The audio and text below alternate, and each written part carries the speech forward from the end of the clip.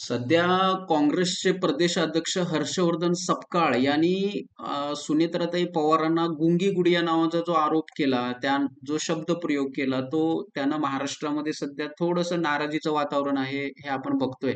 पण गुंगी गुडिया हा उल्लेख याच्याही अगोदर इंदिरा गांधींना केलेला आहे, हे आपल्याला माहीत असेल. जेव्हा इंदिरा गांधींना गुंगी गुडिया म्हटलं गेलं, तेव्हा त्याच इंदिरा गांधींनी पुढे जाऊन आयर्न लेडी म्हणजे लोखंडी महिला असा आपलं कर्तृत्व सिद्ध करून दाखवलं आणि संपूर्ण देशानं त्यांचा गौरव केला.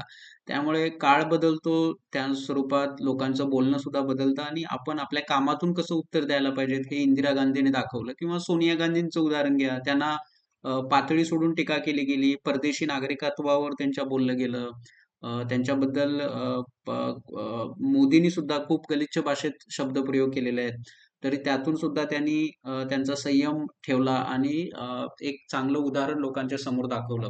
त्यामुळे ही 2 उदाहरणं काँग्रेसकडे आहेत. मग त्याच काँग्रेसनं सुनेत्राताईंच्याबद्दल असं वक्तव्य करणं, गुंगी गुडिया म्हणणं हे योग्य आहे का? तर ते नक्कीच नाही. सुनेत्राताईंचा बाबतीत तर असं म्हणावं लागेल, की त्यांच्यासाठी हा काळ खूप कठीण आहे आणि त्यांना स्वतःला सिद्ध करून दाखवण्याचा हा काळ आहे. अजितदादांच्या मृत्यूनंतर अपघाती मृत्यूची चौकशी सुद्धा त्यांच्या कुटुंबियातर्फे कुणी केली नाही. हे सुद्धा महाराष्ट्रातील जनतेला हा पडलेला एक मोठा प्रश्न आहे. खरं म्हणजे त्या अपघाताची चौकशी झाली पाहिजे. ताकदीनं झाली पाहिजे होती. ते रोहित पवार आणि काहीसे अमोल मिटकरी हे दोघंच आपल्याला दिसतायत बोलताना, दिसत होते. त्यानंतर हा पण एक किचकट आणि विचार करण्यासारखा प्रश्न आणि सामान्य जनतेला हा प्रश्न पडतो. तुम्ही का पुढे आला नाही? का बोलला नाही? हे सुद्धा आपल्याला इथून लक्षात घ्यावं लागेल. तसं असताना सुद्धा एक महिला म्हणून महाराष्ट्राच्या राजकारणामध्ये त्या अढळ स्थान मिळवतील का? हा सुद्धा एक चर्चेचा विषय आहे. तर जसं अहिल्यादेवी होळकर यांचा इतिहास आहे महाराष्ट्राला, ताराराणींचा आहे, जिजाऊ मातेंचा आहे.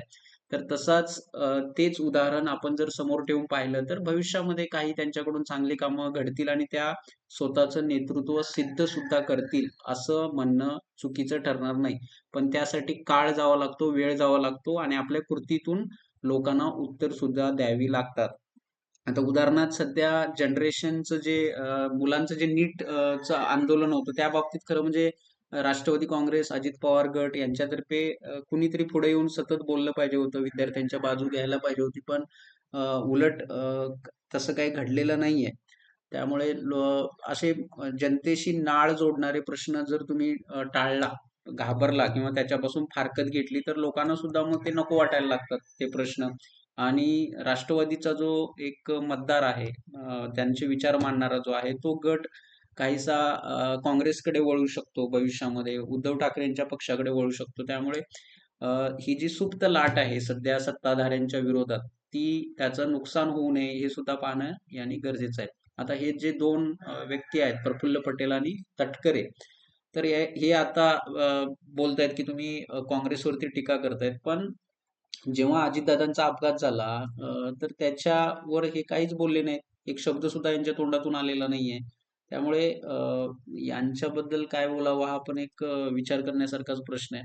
तर गुंगी गुडिया हा शब्दप्रयोग बीडच्या अनुषंगानं बोलला गेला. बीडमध्ये जे सध्या कायदा सुव्यवस्था असेल, किंवा इतर त्यावेळचे जे काही गैरकारभार असतील तिथल्या, तर त्याबद्दल तो शब्दप्रयोग हर्षवर्धन सपकाळ यांच्या मार्फत झाला होता किंवा किंबहुना काँग्रेस पक्षाच्या ट्विटर हँडलकडून हा प्रश्न झाला होता.